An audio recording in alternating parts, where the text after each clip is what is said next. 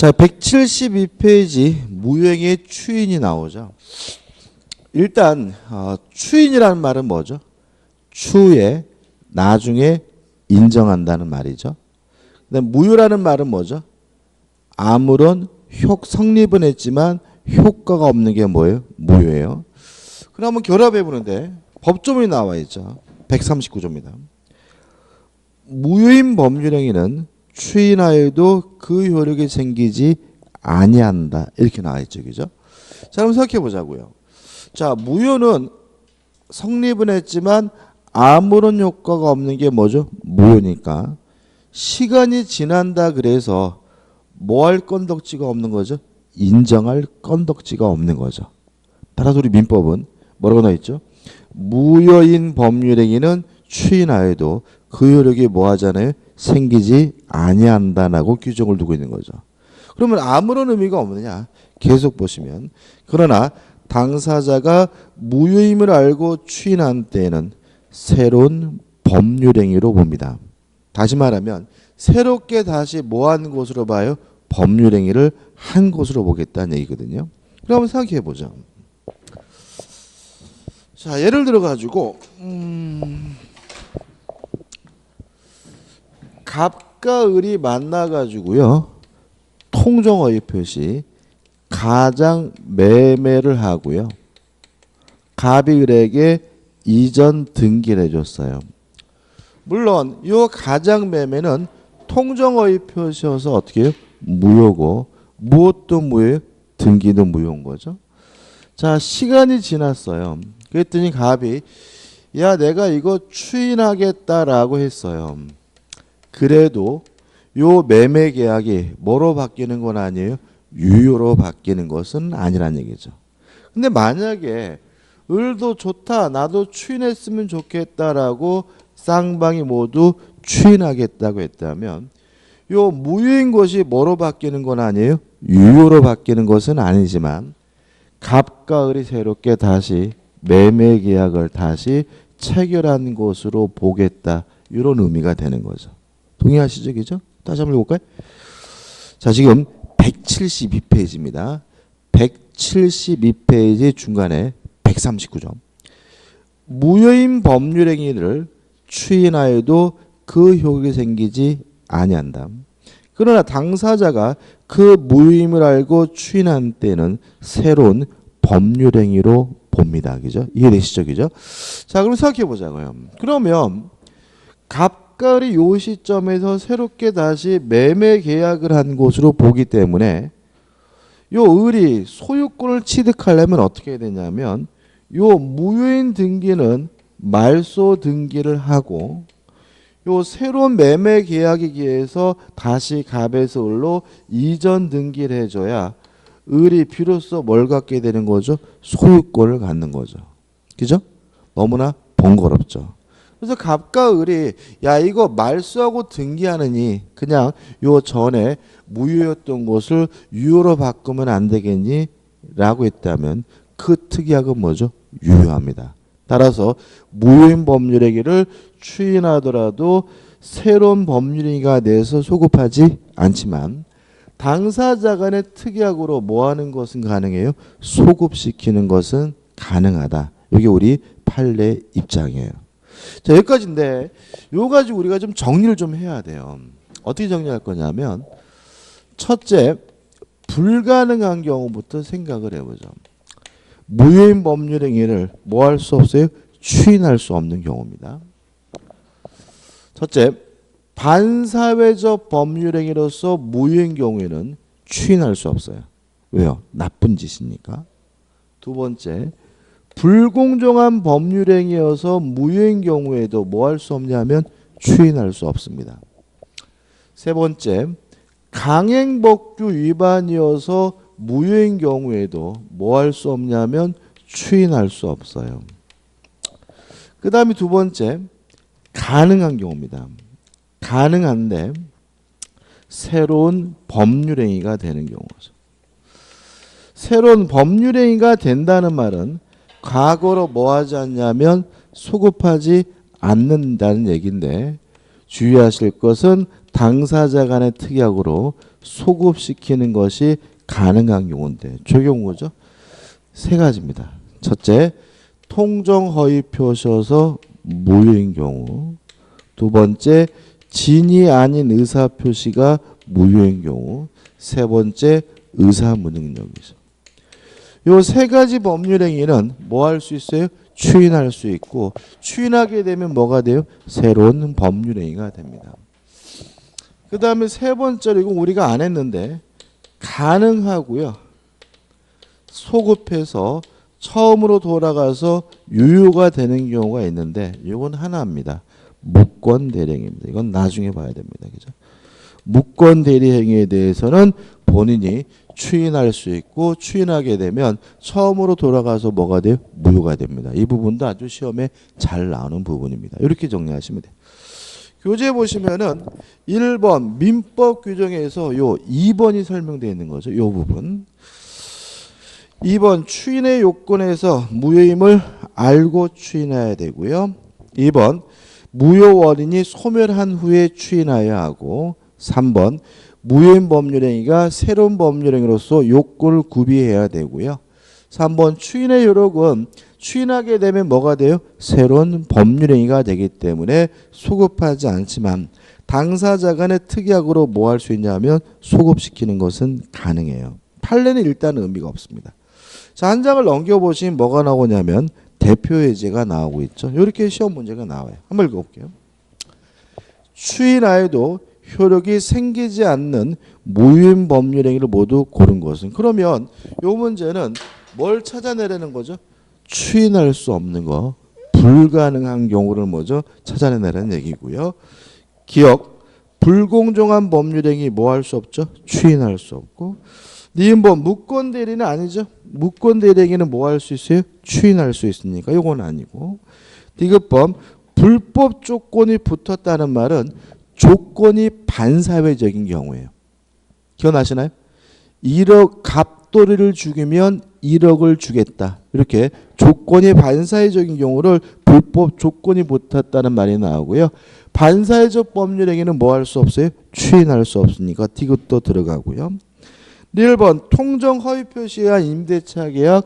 통정허위 표시 뭐 할 수 있죠? 추인할 수 있고 새로운 법률행위 되는 경우니까 결국은 추인할 수 없는 경우는 기억, 불공정한 법률행위와 디귿, 불법 조건이 붙은 법률행위에서 답은 뭐죠?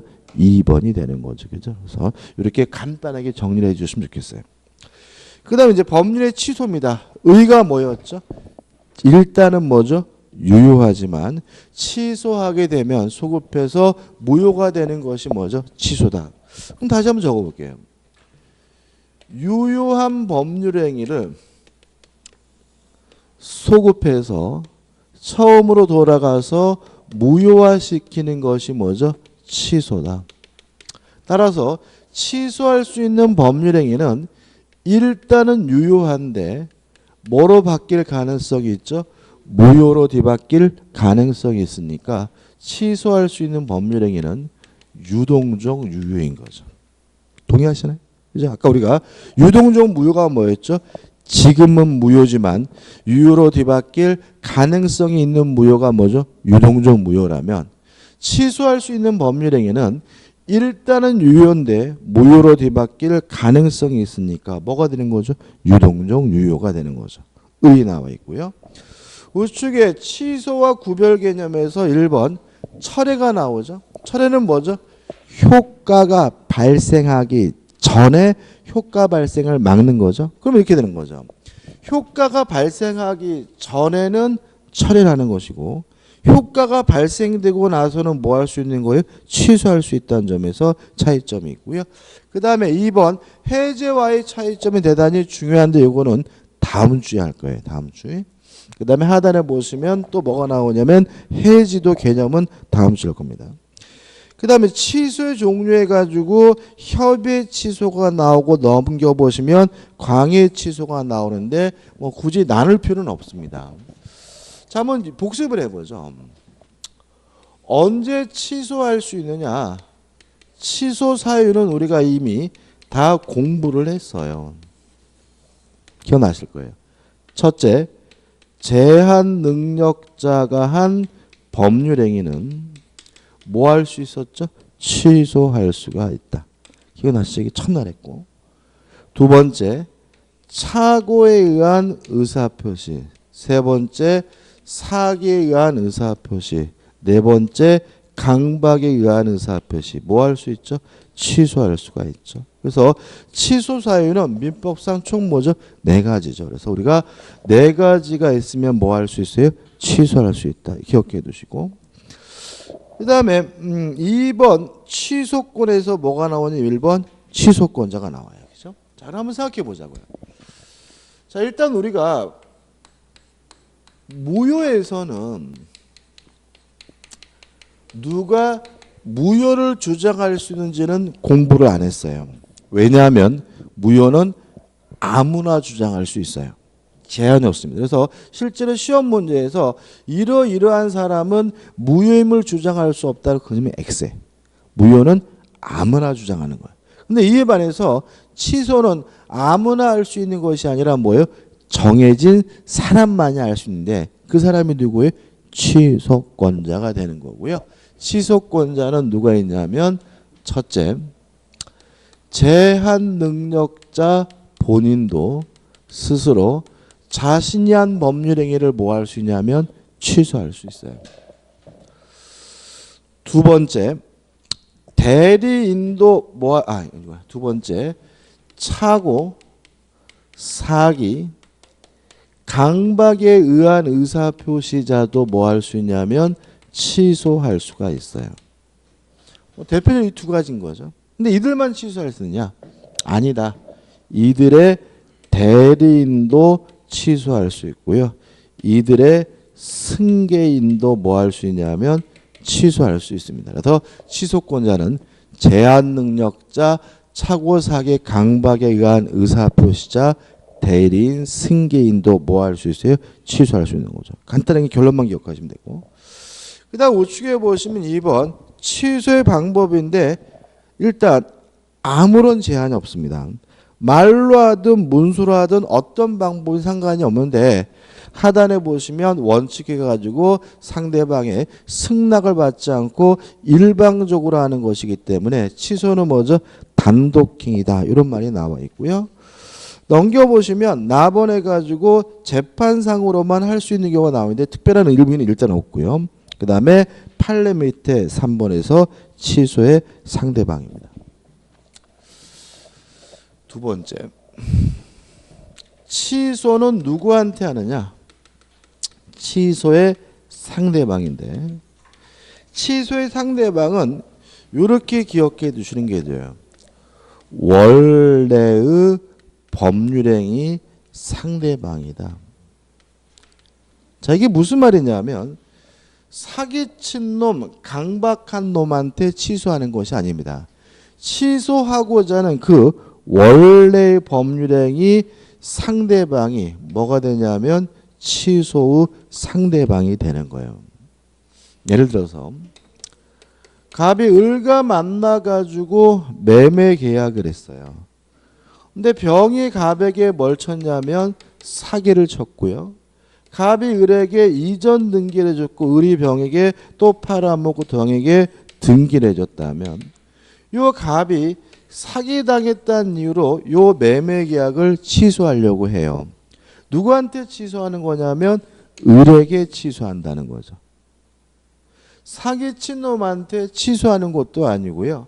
현재 권리자에게 취소하는 것도 아닙니다. 취소하고자 하는 요 매매 원래 법률행위 상대방이 누구가 되는 거죠? 취소의 상대방이 됩니다. 동의하시나요? 자, 지금 갑이 병이 사기쳤다는 이유로 뭘 취소하고 싶은 거예요? 을과의 매매 계약을 취소하고 싶은 거잖아요. 그럼 누구한테 취소해야 돼요? 요 매매 계약을 한 원래 법률행위 상대방에게 뭐 하는 거죠? 취소하게 되는 것이라는 것이 꼭 기억해 두시기 바랍니다. 우측에 보신 대표 예제가 나와 이기죠? 우리 기출문제인데 풀어볼까요? 갑은 결혼 예물로 받은 결혼 반지를 모조품으로 오인하여 을에게 헐값으로 매도하였다. 을은 다시 그것을 병에게 매도하고 병은 다시 정에게 매도하였다. 후에 그것이 진품인 것을 안 갑이 매매 계약을 착오를 이유로 취소하고자 한다. 그 취소는 누구를 상대로 하여야 하는가? 누구한테 한다고요? 원래의 법률행위 상대방. 답은 뭐죠? 1. 을에게만 할 수가 있다. 다시 말하면 현재 권리자에게 하는 것이 아니라 취소하고자 하는 그 원래 법률행위 상대방이 뭐가 되는 겁니까? 취소의 상대방이 됩니다. 그 다음에 3번 취소 효과에서 박스 밑에 1번 소급적으로 어떻게 해요? 무효가 됩니다. 그 다음에 넘겨보시면 2번 취소 효과가 미치는 범위가 나오는데 특별한 의미는 없어. 한번 보시기 바라고. 3번 취소 효과의 절대성과 뭐가 나오죠? 상대성이 나옵니다. 자, 이런 얘기입니다. 제한 능력자가 한 법률행위는 취소할 수 있는데 이때는 제3자를 전혀 보호하지 않아요. 따라서 절대적 취소인 거죠. 이에 반해서 차고 사기 강박에 의한 의사표 취소는 선의 제3자에게 대항할 수가 없으니까 선의 제3자를 뭐하고 있냐면 보호하고 있어요. 따라서 세 가지는 뭐죠? 상대적인 거죠. 이해되시나요? 동의하시죠? 그죠? 그러니까 이게 뭐냐면 무효와 반대예요. 그러니까 아까 무효는 뭐가 원칙이죠? 절대적 무효가 원칙이에요. 원칙적으로 뭐라고요? 제3자를 전혀 보호하지 않는 것이 뭐죠? 원칙인데 취소는 네 가지 중에 세 가지가 뭘 보호합니까? 선의 제3자를 보호하니까 취소는 원칙적으로 뭐죠? 상대적인 거예요. 이해되시죠? 그래서 우리는 무효는 원칙적으로 제3자를 전혀 보호하지 않고요. 취소는 원칙적으로 선의 제3자를 보호하는데 다만 뭐만은요? 제한 능력을 이유로 취소한 경우는 제3자가 선이라 하더라도 뭐 받지 못합니까? 보호받지 못한다는 거 주의하시기 바라고. 그 다음에 4번 부당이득 반환 의무가 나옵니다. 자, 한번 생각을 해보죠. 취소를 하게 되면 소급해서 뭐죠? 무효가 돼요.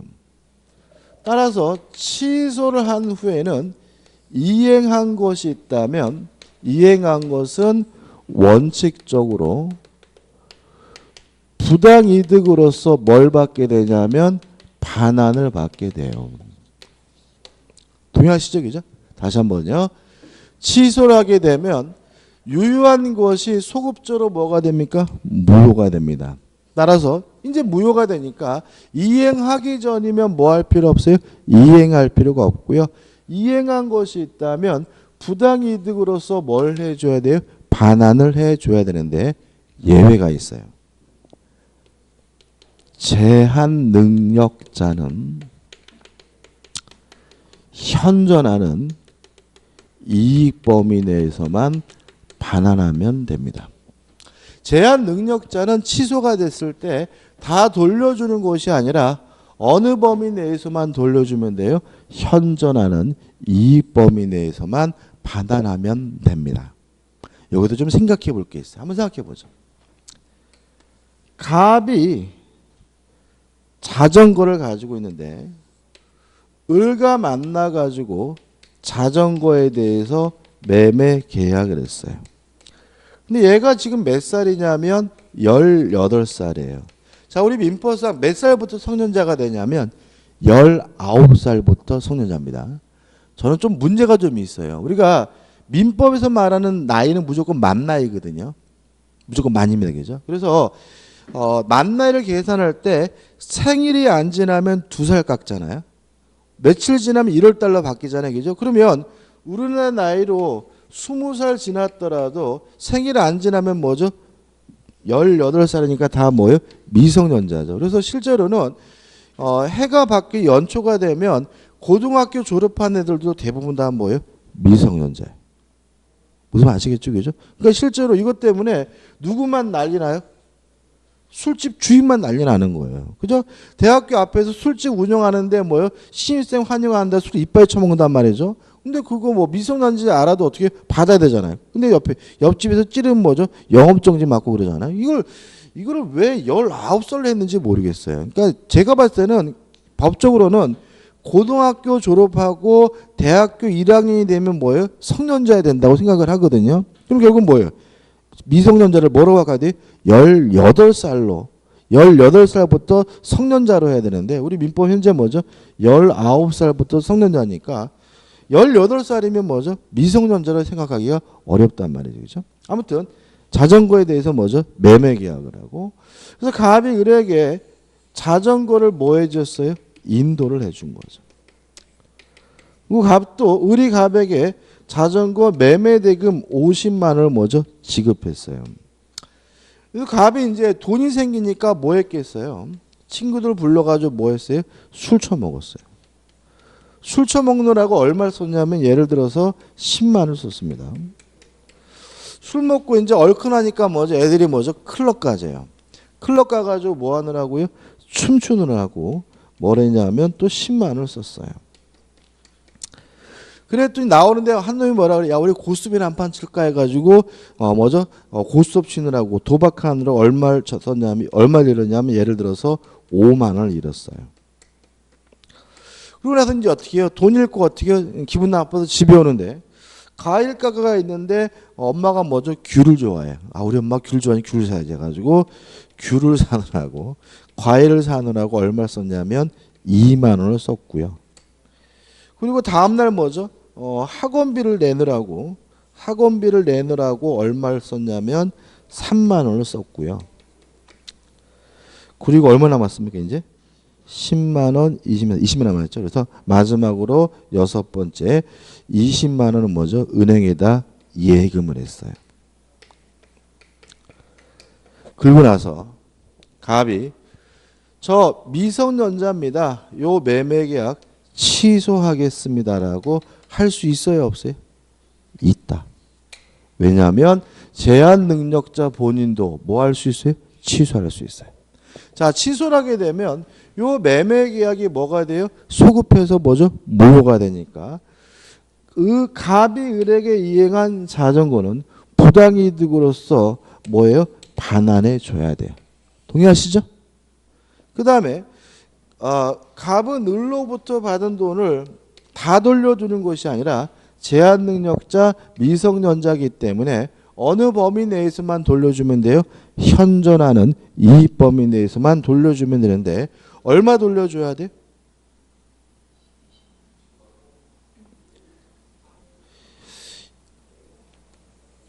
25만 원을 돌려줘야 됩니다. 제가 이거 나눠 쓴 이유가 있는데 우리 판례는요. 현존 이익을 계산할 때 술 처먹고 춤추고 도박하는 거 유흥비로 탕진한 것만 유흥비로 소비된 것만 뭐로 이해하냐면 소비된 것으로 이해해요. 과일을 샀다, 학원비를 샀다, 병원비를 지출했다, 생활비를 썼다 하는 건전하게 소비된 것은 소비된 것이 아니라 뭐로 이해하냐면 현존하는 이익으로 이해합니다. 뭐만 소비된 것으로 이해합니까? 술 처먹고 춤추고 도박하고 유흥비로 탕진한 것만 뭐로 이해해요? 소비된 것으로 이해하기 때문에 이때 현존 이익은 20만 원이 아니라 얼마가 되는 거죠? 25만 원이 된다는 것이 우리 판례 입장입니다. 왜 그런지를 생각해 보자고요. 자, 과일가 여기서 2만 원 썼어요. 소비된 게 아닙니다. 왜냐하면 이 돈에서 2만 원을 내면 갑의 다른 재산에서 2만 원만큼 뭐가 돼요? 절약이 돼요. 이해되시나요? 자, 지금 얘가 학원비를 이 돈에서 뭘 냈어요? 3만 원을 냈어요. 이 50만 원에서 3만 원을 내면 소비되는 게 아니라 갑이 가지고 있는 다른 재산에서 3만 원만큼 덜 쓰죠. 그러니까 뭐예요? 재산이 뭐예요? 남는 거예요. 그래서 결국 우리 판례에 따른다면 술 처먹고 춤추고 유흥비를 쓴 것만 뭐로 이해해요? 소비된 것을 이해하고요. 건전하게 쓰는 것들은 뭐 된 것이 아니에요? 소비된 것이 아니라 현존하는 것이라는 것이 우리 판례 입장임을 주의하시기 바랍니다. 이것도 상식적이지 않은 것처럼 느껴지기 때문에 시험에 뭐예요? 가끔 나와요. 자, 뭐만 소비된 겁니까? 유흥비로 탕진한 것만 뭐가 돼요? 소비가 되는 거죠. 그래서 실제로 연말 연시가 돼 요새는 하도 뉴스거리가 나와서 많이 안 나오는데 옛날에 보면 가끔 미성년자들이 범죄를 저질렀다 이렇게 뉴스가 나오잖아요. 근데 꼭 뭐가 나오냐면 유흥비 마련 목조리게 꼭 나와요. 뉴스에서. 왜 그러는 거예요? 변호사 만나서 그런 거예요. 변호사 만나서. 왜요? 변호사 만나서 뭐래요? 너 술 먹으려고 이렇게 나와야 그 돈은 뭐예요? 안 돌려줘도 되는 거예요. 무슨 말 아시겠어요? 근데 만약에 거기서 걔가 우리 어머니가 말기암 환자여서 수술비가 없어서 어쩔 수 없이 제가 뻑치게 했습니다. 제가 아이가 집에서 굶고 있어서 어쩔 수 없이 라면 2개 훔쳤습니다. 이렇게 되면 뭐예요? 다 돌려줘야 돼요. 우리 반에는 술 처먹고 춤추고 도박한 것만 멀어봐요. 소비된 것으로 보고 병원비를 냈다 생활비로 지급했다 같은 것들은 건전하게 뭐죠? 소비된 것은 현존하는 이익으로 평가되고 있음을 주의하지 바랍니다. 항상 우리 민법은 뭐가 중요한 거예요? 상식적이지 않고 말 같지 않은 것에도 문제가 나오는 거니까 잊지 마시기 바랍니다. 그 다음에 이제 4번 일부 취소죠. 일부 무효와 똑같아요. 그래서 일부를 취소하게 되면 원칙적으로 전부가 무효가 됩니다. 다만 그 취소 부분, 무효 부분이 없더라도 법률행위를 하였을 것이라는 가상적 의사가 인정되면 일부만의 취소도 뭐죠? 가능합니다. 그 다음 우측에 보시 4번 취소할 수 있는 법률행위 뭐가 나오죠? 추인이 나와요. 자, 일단 취소할 수 있는 법률행위는 유동적 유효입니다. 근데 만약에 추인하게 되면 더 이상 뭐 할 수 없게 돼요? 취소할 수 없게 되니까 유동적 유효가 아니라 뭐로 바뀝니까? 확정적 유효로 바뀌게 됩니다. 따라서 취소할 수 있는 법률행위 추인은 결국은 뭘 말하는 거죠? 취소권의 포기를 말하는 것이 되고요. 넘겨보시면 2번 추인의 요건해 가지고 1번 추인권자가 합니다. 다시 말하면 추인은 아무나 할 수 있는 것이 아니라 정해져 있는 추인권자가 하게 되는데 누가 추인권자가 되냐면 취소권자가 추인권자가 돼요. 누가 추인권자가 돼요? 취소권자가. 근데 여기서 주의할 점은 뭐냐면 2번 취소 원인이 종료된 후에 해야 됩니다. 따라서 만약에 제한 능력자라면 능력자가 된 후에야 비로소 뭐 할 수 있어요? 추인할 수 있고요. 착오, 사기, 강박에 의한 의사표시자라면 그 상태에서 벗어난 후에야 비로소 뭐 할 수 있어요? 추인할 수 있는 거죠. 그럼 여기서 유의하실 것은 뭐예요? 예를 들어서 미성년자 같은 제한 능력자라면 미성년인 상태에서도 뭐 할 수 있어요? 취소할 수 있어요. 다만 추인은 미성년인 상태에서는 할 수가 없고요. 성년자가 된 후에 능력자가 된 후에 비로소 추인할 수 있음을 주의하셔야 되고요. 3번 취소할 수 있는 법률행위인 줄 알고서 해야 되고요. 4번 법률행위 상대방에 대해서 하여야 합니다. 효과 1번 더 이상 취소할 수 없으므로 뭐로 바뀝니까? 확정적 유효가 되고 2번 여러 사람에게 취소권이 있는 경우에는 한 사람이라도 추인하게 되면 더 이상 뭐 할 수 없죠? 취소할 수 없다는 말이 나오겠죠. 여기서 간단히 넘어가는 이유가 있는데 시험에 잘 나오는데 자 다시 한번요. 취소권자가 추인할 수 있는데 언제 합니까? 원인이 종료된 후에 해야 된다. 따라서 제한 능력자는 제한 능력자인 상태에서도 뭐 할 수 있어요? 취소할 수 있지만 추인은 능력자가 된 후에야 비로소 뭐 할 수 있어요?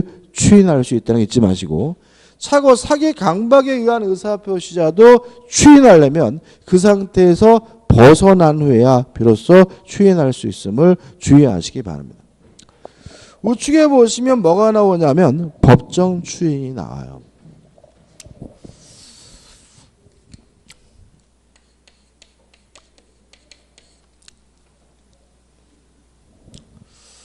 자, 의사표시를요. 명시적 의사표시하고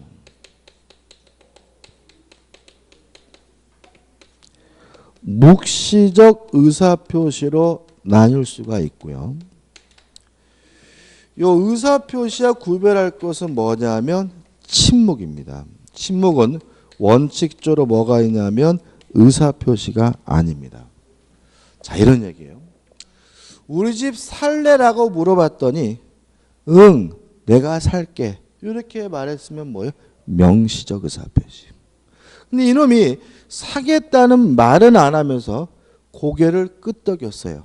고개를 끄덕이는 것도 뭐죠? 사겠다는 뜻이죠. 이게 뭐예요?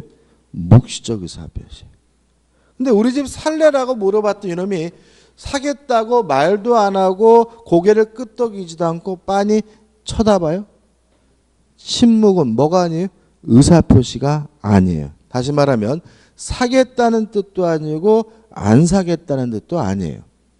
또 한 번 더 볼까요? 우리 집 살래 그랬더니 이놈이 사겠다는 말은 안 했는데 다음날 계좌를 찍어보니까 이놈이 계약금을 입금했어요. 계약금을 입금했다는 것은 사겠다는 뜻이죠. 이게 뭐예요? 묵시적 의사표시예요. 자, 다시 여기서 무슨 말이냐면 아무것도 안 하는 침묵은 뭐가 아니에요? 의사표시가 아니에요. 묵시적 의사표시는 아무것도 안 하는 것이 아니라 고개를 끄덕인다, 계약금을 지급한다 같은 의사표시로 볼 수 있는 행위가 존재하면 이게 뭐예요? 묵시적 의사표시예요. 무슨 말이시겠어요? 자, 다시 한번요. 아무것도 안 하는 건 침묵은 뭐가 아닙니까? 의사표시가 아닙니다.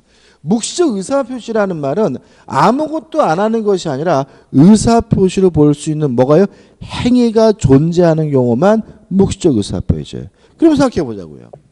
자, 명시적 의사표시와 묵시적 의사표시는 나눌 이유가 없어요.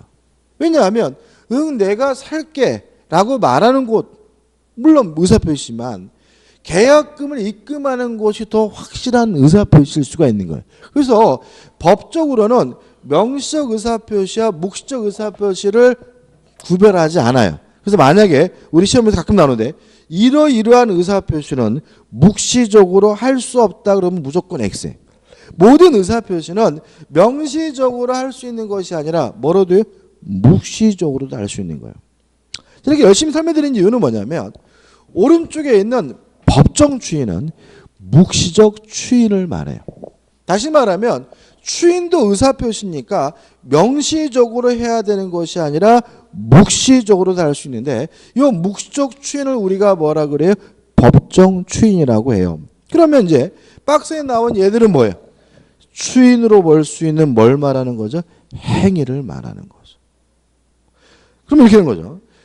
추인한다고 말은 안 했지만 추인으로 볼 수 있는 뭐가 있으면요, 행위가 존재하면 그것도 뭐가 돼요? 추인이 되는데 이걸 우리가 뭐죠? 묵시적 추인 또는 뭐죠? 법정 추인이라고 해요.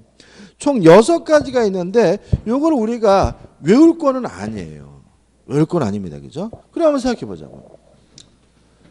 자, 추인으로 볼 수 있는 행위가 존재하면 이게 뭐가 되는 거죠?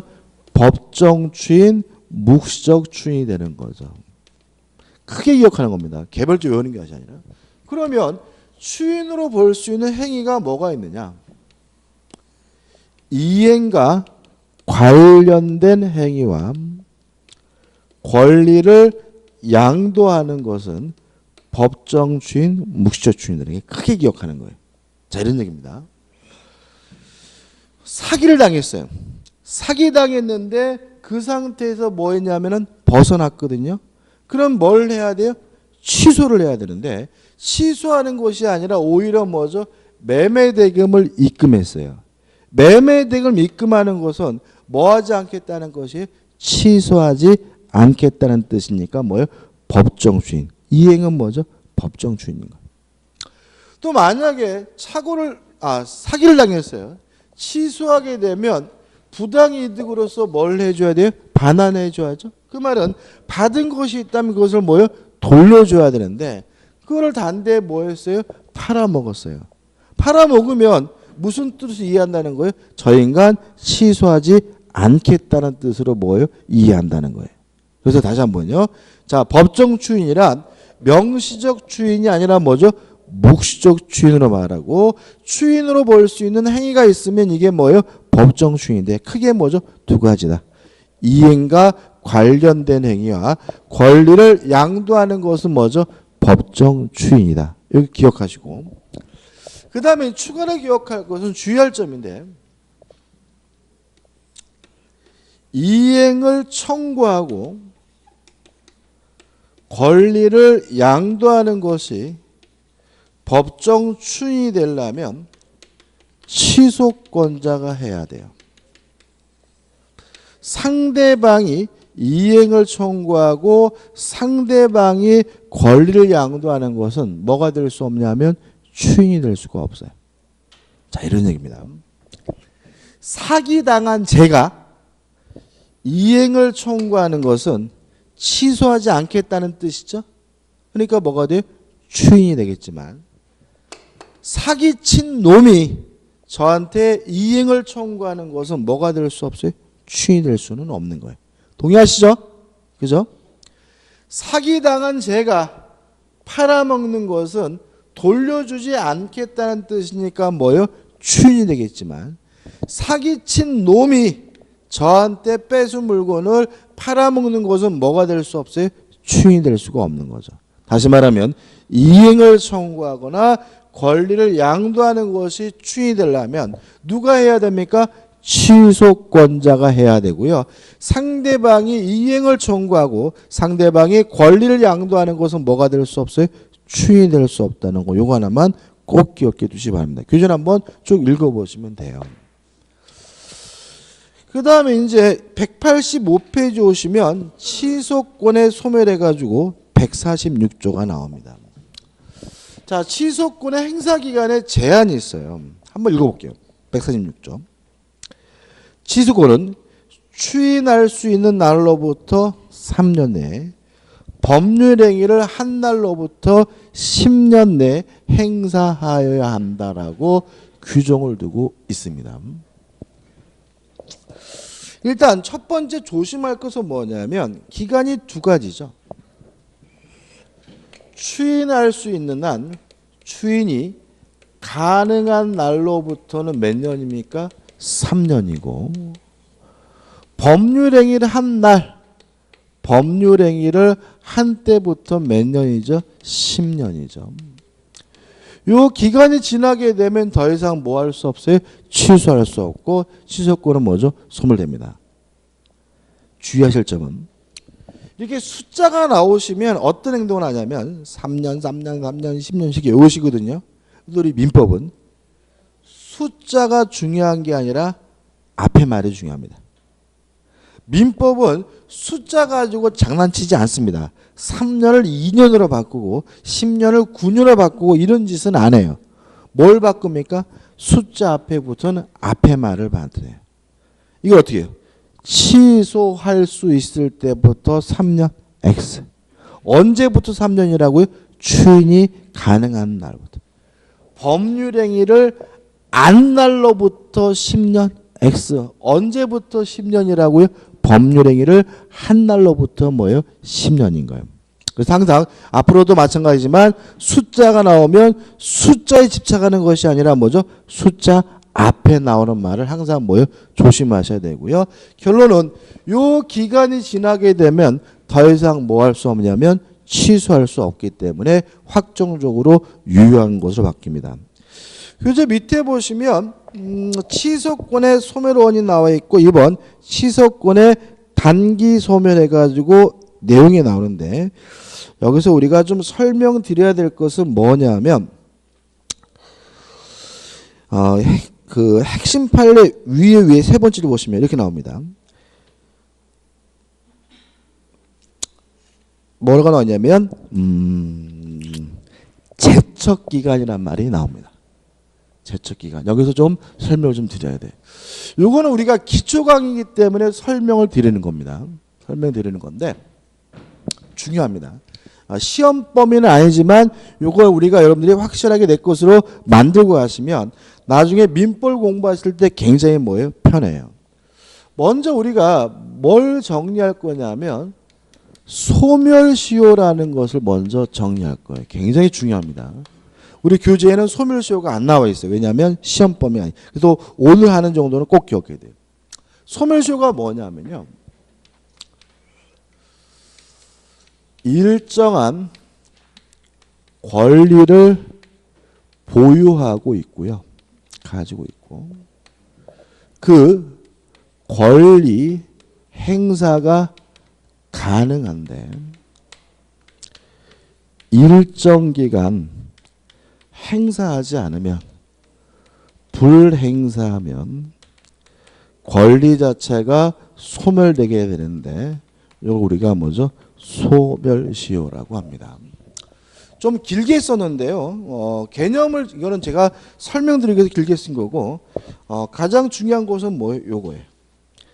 권리를 행사하지 않고 방치하면 권리 자체가 뭐하게 돼요? 소멸하게 되는데 이걸 우리가 뭐라 그래요? 소멸시효라고 합니다. 여기다 지금 살을 붙일 겁니다. 첫째, 일정한 권리, 소멸시효에 걸리는 권리가 뭐냐?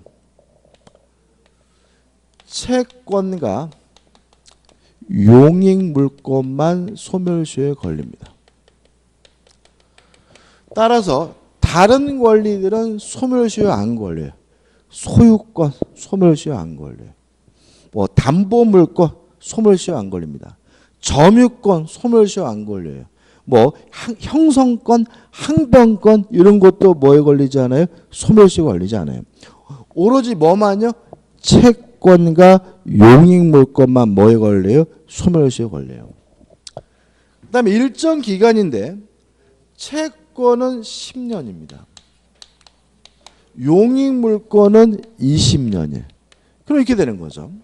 채권을 두면 채권을 가지고 있는 사람이 채권 행사가 가능한데도 10년 동안 행사하지 않으면 채권이 소멸되게 되는데 이걸 우리가 뭐라 그래요? 소멸시효라고 해요.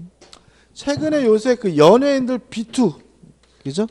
그래가지고 뭐 20년 전 30년 나오잖아요. 법적으로 그거 안 갚아도 되는 돈이에요. 왜냐하면 채권의 소멸시효가 몇 년이에요? 10년이니까 20년, 30년 전이면 이미 뭐죠? 소멸시효가 뭐가 됐어요? 완성됐어요. 그래서 그 뭐죠? 이렇게 그 연예인의 부모들도 법적으로 뭐죠? 갚을 필요가 없고 물론 그들의 자식들도 뭐 할 필요가 없는 거예요? 갚을 필요는 없는 거예요, 법적으로. 다만 문제는 뭐예요? 이 댓글 때문인 거죠. 그죠? 뭐 나가 뒤져라 어떻게 막 이렇게 나오고. 근데 저는 가끔 그런 거 보면은 저는 좀 그래. 조선시대인가? 이 연자제 아닌가요? 우리가 사극 보면은 아버지가 역물 저지르면 아들 막 죽이잖아요. 아들 막 기형벌해져요. 그거 보면서 어떻게 해? 야 저거 말도 안 되는 거 아니 이러잖아. 왜 사극 보면서 그렇게 말도 안 된다고 얘기를 하면서 부모가 사기치고 부모가 돈을 안 갚은 것에 대해서 왜 자식이 책임지라고 댓글을 쓰는지 전 이해를 못하겠어요. 그러니까 이게 뭐냐면 그 댓글을 쓰는 그 사람들의 의식이 아직도 어디에 있는 거예요? 조선시대에 있는 거예요 진짜. 다시 말하면 도덕적으로 비난할 수는 있어요. 그러니까 나쁜 놈 이러고 말 일이지 뭐 합의해라 돈 줘라 뭐 이렇게 막 할 문제는 아니지 않는가. 엄연히 자식과 부모는 뭐예요? 다른 사람이고요. 그 연예인이 그 자리에 이른 것은 부모 덕도 있겠지만 그 사람이 뭐죠? 나름대로 능력이 있어 그런 거 아닌가요? 저는 막 추신수도 그죠? 추신수도 계속 요거도 먹죠. 그죠? 추신수도 그 아버지가 뭐예요? 추신수를 내세워 가지고 사기쳐 가지고 뭐예요? 돈을 끌어 모았어요. 끌어 모았는데 이제 아버지가 뭐죠? 돈을 안 갚고 그래서 사기죄로 뭐 받았냐면 처벌받았고요. 근데 추신수하고 보니까 아버지하고 연을 끊었더라고요. 그래가지고 추신수가 그 채무자한테 돈을 안 갚아요. 왜냐하면 이거를 그동안에 계속 갚아왔나 봐요. 그러니까 이제 댓글에 뭐 연봉이 몇백억인 놈이 어떻게 돈도 안 갚아주냐 막 이렇게 나오는 거예요. 그죠? 별개 문제입니다. 그죠? 그러니까 도덕적으로 비난할 문제이지 법적으로 의무가 발생하는 건 아니고요. 특히 채권은 몇 년 지나면요? 10년 지나면 소멸해요. 이게 뭐예요? 소멸시효입니다. 그죠?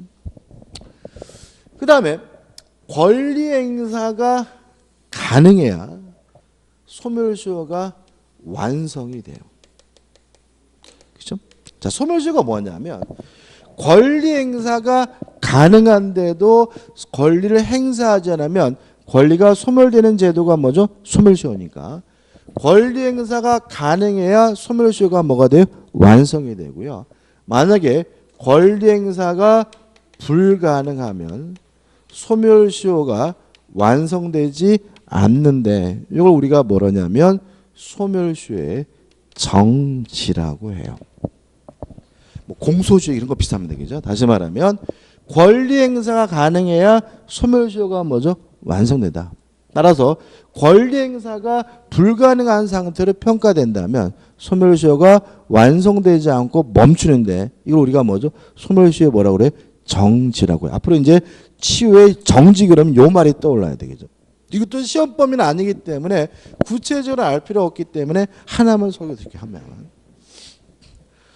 우리 민법에 규정하고 있는 가장 대표적인 예는 이런 겁니다. 갑과 을이요. 그렇고 그런 사이예요. 연인이. 근데 갑한테서 카톡이 왔어요. 자기야 나 300만 원만 빌려줘. 그래서 을이 그지 같은 인간 하면서 300만 원을 빌려줬어요. 그러면 을은 갑에게 300만 원을 받을 뭐가 있는 거예요? 채권이 있는 거죠. 근데 둘이 혼인했어요. 돈 못 받죠. 그죠? 돈 못 받아요. 이제는 받아봤자 의미도 없어요. 결혼하면. 그래서 소멸시효가 뭐가 돼요? 정지가 됩니다. 왜요? 혼인하는 순간 채권을 뭐죠? 행사하는 것이 뭐죠? 불가능한 것으로 평가돼요. 그래서 소멸시효가 완성되지 않고 뭐가 돼 있어요? 멈춰 있는 상태이기 때문에 둘이 40년간 혼인 상태에 유지하다가 40년 만에 이혼했더라도 10년이 지났더라도 소멸시효가 뭐 되지 않고 있어요? 완성되지 않고 있기 때문에 을은 갑에게 처녀쪽에 빌려준 300만 원 달라고 뭐 할 수 있어요? 요구할 수 있어요. 이걸 우리가 뭐죠? 소멸시효의 정지라고 해요. 이해되시죠? 하나만 더 해볼까요? 이런 거 있죠. 자, 좀 있으면 설날이잖아요. 설날인데 이제 예를 들어 가지고 5살 먹은 꼬마가 할아버지한테 세뱃돈을 받았어요. 근데 할아버지가 기분 좋다고 큰 돈 줬어요. 세뱃돈으로 10만 원. 그런데 누가 나타납니까? 엄마가 나타나죠. 엄마가 뭐라 그래요? 얼마 받았어? 10만 원 보관해 줄게. 그러면 요 아이는 엄마에게 10만 원 달라고 요구할 수 있는 뭐가 있어요? 채권이 있는 거죠. 못 받죠. 권리 행사가 불가능합니다. 따라서 이것도 소멸시효가 뭐가 돼요? 정지돼요. 완성되지 않아요. 그래서 얘가 만약에 15년 후에 19살이 돼가지고 성년자가 됐다면 아직 소멸시효가 뭐가 되지 않고 있어요? 완성되지 않은 것이니까 얘 아이는 어머니에게 엄마 5살 때 나한테 뺏어간 10만 원 달라라고 뭐 할 수 있어요? 요구할 수가 있어요. 이게 뭐예요? 소멸시효의 정지예요. 웃고 계시는데 민법의 명문으로 규정되어 있습니다. 자, 권리 행사가 가능해야 소멸시효가 완성된다. 권리 행사가 불가능하다면 소멸시효가 완성되지 않는데 이걸 우리가 소멸시효 뭐라 그래요? 정지라고 합니다. 그 다음에 불행사해야 행사하지 않고 방치해야 소멸시효가 뭐가 돼요? 완성이 되는 거죠. 따라서 권리를 만약에 행사한다면 소멸시효가 이때는 뭐가 되냐면 중단이 되는데 중단이 되면 새롭게 다시 시작합니다. 뭐 한다고요? 새롭게. 자, 이런 얘기죠. 을이 갑에게 300만 원 빌려줬어요. 다행히 결혼 안 했어요. 결혼 안 했으면 소멸시효는 뭐예요? 진행이 되는 것이고 10년 되면 소멸시효가 뭐가 돼요? 완성이 되는 거죠. 예를 들어서 9년이 됐어요. 그럼 1년만 더 지나면 돈 못 받잖아요. 을이 갑에게 권리를 행사했어요. 내용 증명을 보냈어요. 9년 전에 빌려간 300만 원 갚아다라고 뭐죠? 권리를 행사하면 소멸시효가 뭐가 되면요? 중단이 되고요. 요때부터 또다시 뭐죠? 10년이 또 주어져요. 또 이것도 마찬가지입니다. 10년이 되기 전에 권리를 뭐하면요? 행사하면 또다시 몇 년이 주어져요? 10년이 주어지는데 이걸 우리가 뭐라 그러냐면 소멸시효 뭐라 그래요? 중단이라고 해요. 그래서 예를 들어 가지고 만약에 돈이 있으면은 최근에도 팔리기도 한데 10년 되기 전에 계속 소송 걸어야 돼. 무슨 아시겠어요? 그죠? 예를 들어 가지고 요 시점에서 소송을 걸어가 소멸시 중단됐잖아요. 또 다시 몇 년이 주어져요? 10년. 그러면 10년 지나면 돈을 못 받아요. 그래서 만약에 10년 동안 기다렸는데 이놈이 개그지다 못 받았다 그러면 10년 되기 전에 또 뭘 해야 돼요? 소송을 또 제기해야 돼요. 그래가지고 소멸시효를 뭘 해야 돼요? 중단시켜야 그 돈을 띄지 않음을 주의하시 바랍니다. 다시 말하면 권리 행사가 권리를 행사를 하지 않고 방치해야 권리가 뭐가 돼요? 소멸되므로 권리를 행사하게 되면 소멸시효가 뭐가 돼요? 중단이 되고 중단되면 새롭게 또다시 몇 년이요? 10년이 주어지게 됩니다. 여기까지 기억할 거예요. 그죠? 자, 그럼 정리해 보자고요. 첫 번째 기억할 것은 소멸시효에 걸리는 권리는 채권과 뭐죠? 용익물권입니다. 기간은 채권은 몇 년입니까? 10년. 용익물권 몇 년입니까? 20년이죠. 그 다음에 소멸시효가 완성이 되려면 권리 행사가 뭐죠? 가능해야 됩니다. 권리 행사가 불가능하다면 소멸시효가 완성되지 않는다. 이거 우리가 소멸시효에 뭐라고 그래? 정지라고 하고요. 또 권리가 소멸되려면 권리를 행사하지 않고 방치해야 됩니다. 따라서 권리를 행사하게 되면 소멸시효가 뭐가 되세요? 중단이 돼서 새롭게 시작하게 되는데 이걸 우리가 뭐죠? 소멸시효의 중단이라고 합니다. 이것도 우리가 다시는 설명 안 드립니다. 이것도 연도는 꼭 기억해 두셔야 돼요. 그 다음에 이것과 이제 비교해야 될 것이 뭐냐면 제척기간입니다. 제척기간이라는 말은 뭐냐면 법에서 규정하고 있는 권리의 행사기간을 제척기간이라고 해요. 근데 이렇게 기억하면 별 내용이 없기 때문에 자꾸 잊어버리시는 것 같아요. 그래서 오늘 어떻게 기억할 거냐면 형성권의 행사기간을 제척기간이라고 한다. 이렇게 기억할 거예요. 자, 형성권의 행사기간을 뭐라 그래요? 제척기간이라고 해요. 자, 이런 얘기입니다. 채권과 용익물권만 뭐에 걸려요? 소멸시효에 걸려요. 형성권이라는 권리는 뭐에 걸리지 않냐면 소멸시효에 걸리지 않고요. 따로 행사기간을 따로 규정하고 있는데 이 기간을 우리가 뭐라 그래요? 제척기간이라고 합니다. 일단 제척기간은 원칙이 몇 년이냐면 10년이에요. 그래서 앞으로 배울 뭐 해제권이다, 뭐 추인권이 대한 제척기간은 형성권은 몇 년 동안 행사할 수 있어요? 10년 동안 행사할 수 있고요. 예외가 지금 공부하고 있는 뭐예요? 취소권이에요. 취소권만 뭐죠? 추인이 가능한 날로부터 3년, 법률행위를 한 날로부터 뭐죠? 10년입니다. 그죠? 그 다음에 특징은 제척기간은 정지제도가 없고 중단제도가 없어요. 따라서 제척기간은 특징이 불변기간이라는 말을 씁니다. 여기까지 좀 기억해 두셔야 돼요. 자, 이게 무슨 말이냐면 소멸시효는 정지, 중단제도가 있기 때문에 기간이 늘어나죠. 그죠? 10년 됐다 해서 꼭 채권이 소멸되는 건 아니에요. 정지, 중단 사유가 있으면 20년, 30년 되더라도 소멸시효가 뭐 되지 않아요? 완성되지 않잖아요. 근데 이에 반해서 제척기간은 뭐가 없어요? 정지, 중단 제도가 없기 때문에 기간이 뭐 하지 않아요? 늘어나질 않아요. 따라서 정해진 기간이 지나게 되면 더 이상 형성권은 뭐 하지 못해요? 행사하지 못한다는 특징이 있는 거죠. 그럼 이제 마저 정리해 볼게요. 취소권은 승낙을 받지 않고 일방적으로 행사하는 뭐죠? 형성권입니다. 따라서 소멸시효 걸리는 것이 아니라 제척기간이 걸리는데 그 제척기간은 추인이 가능한 날로부터 3년, 법률행위를 한 날로부터 10년임을 주의하시기 바라고 이 정도는 좀 정리하시기 바랍니다. 그 다음에 넘겨보시면 186페이지에 대표 예제가 나와 있죠. 한번 풀어볼까요? 안 풀어볼게요. 1번이 답인데 나중에 볼 것 같아요. 다 해야 될 것 같고 좀 쉬었다가 192페이지에 뭐로 볼 거냐면 법률행위의 부관을 보도록 합니다.